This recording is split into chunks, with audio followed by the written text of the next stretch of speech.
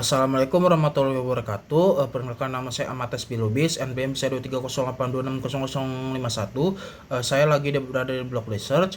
Di sini saya akan menjelaskan tentang varikokel.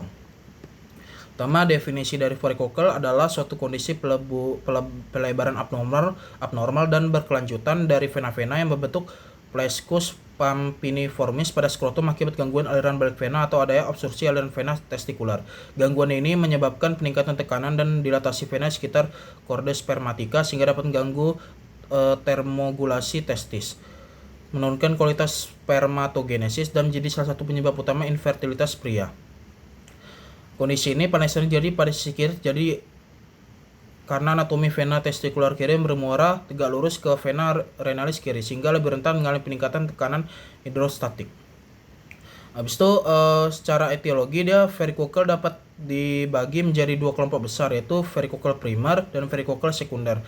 Varikokel primer merupakan bentuk yang paling umum ditemukan dan disebabkan oleh kelemahan atau inkompetensi katopena testikular yang seharusnya mencegah aliran balik darah. Ketidakmampuan katup untuk mempertahankan fungsi normalnya menyebabkan terjadinya reflux vena yang kemudian memicu dilatasi vena pada plexus pampiniformis. Selain itu, anatomi khusus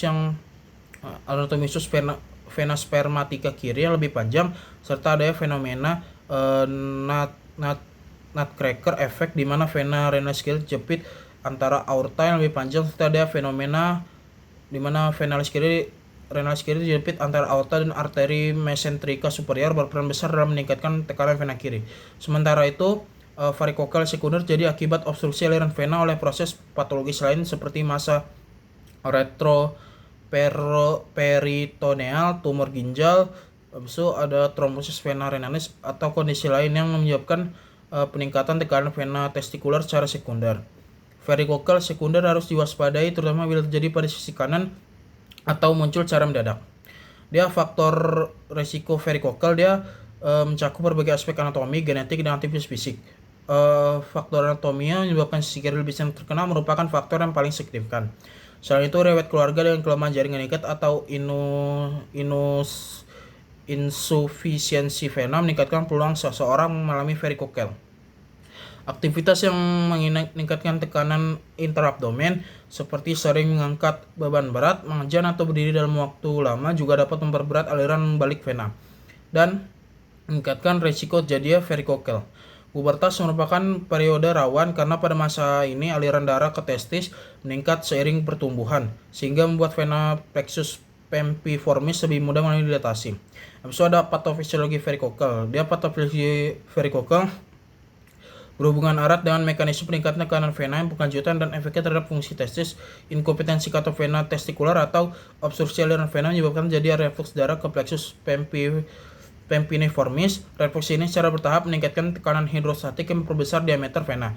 Dilatasi yang kronis menyebabkan aliran darah menjadi lambat, statis, sehingga terjadi penumpukan panas sekitar testis. Normalnya plexus pampiniformis berfungsi menjaga suhu tetap 2-3 derajat Celcius, lebih rendah dari suhu tubuh. Suatu kondisi yang penting untuk spermatogenesis pada varikokel. Aliran darah yang stagnan membawa panas dari perut menuju skrotum, sehingga terjadi peningkatan suhu lokal.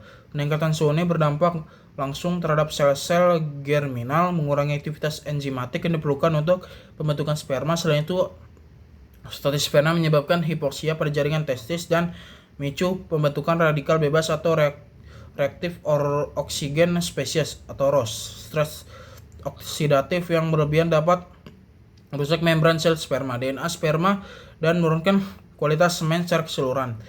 Kerusakan kronis pada sel leading juga dapat mengganggu produksi testosteron, semakin memperburuk fungsi reproduksi pria. Kombinasi dari peningkatan suhu, hipoksia, stres oksidatif, dan disfungsi hormonal inilah yang menjelaskan mengapa varikokel menjadi penyebab utama infertilitas pria. Habis itu ada pemeriksaan fisik dan pemeriksaan penunjang. Pemeriksaan fisiknya merupakan langkah penting dalam diagnosis varikokel. Pemeriksaan dilakukan dengan pasien dalam posisi tidur karena posisi ini mempermudah penilaian dilatasi vena akibat pengaruh gravitasi. Pada palpasi, vena plexus pampiniformis yang melebar akan terasa seperti sekumpulan cacing atau bag of worm. Pemeriksaan kemudian akan dilanjutkan dengan manuver Valsalva untuk meningkatkan tekanan intraabdomen sehingga memperjelas adanya reflux vena. Berdasarkan temuan klinis, varikokel dapat diklasifikasi menjadi berderajat. Derajat 1 bila yang teraba saat manuver plasava, derajat 2 bila teraba tanpa manuver namun tidak tampak, dan derajat 3 bila terlihat jelas melalui inspeksi. Selain itu diperlukan ukuran testis untuk menilai ada atrofi yang dapat terjadi akibat paparan panas dan hipoksia kronis kronis. CT scan abdomen tanpa kontras. NCTT merupakan standar emas untuk deteksi batu, menentukan ukuran, lokasi, dan densitas batu. Habis itu ada pemeriksaan penunjang. Yang paling akurat dan baik digunakan adalah ultrasonografi skrotum dengan Doppler. Pemeriksaan ini dapat menilai dilatasi vena plexus pampiniformis dengan diameter lebih dari 3 mm dianggap abnormal. Selain itu, Doppler dapat menilai reflux vena saat manuver plasava yang lebih objektif. Analisis semen juga menjadi pemeriksaan penting, terutama pada pasien dengan infertilitas karena dapat menunjukkan penurunan jumlah sperma, motilitas yang buruk, atau morfologi sperma yang abnormal.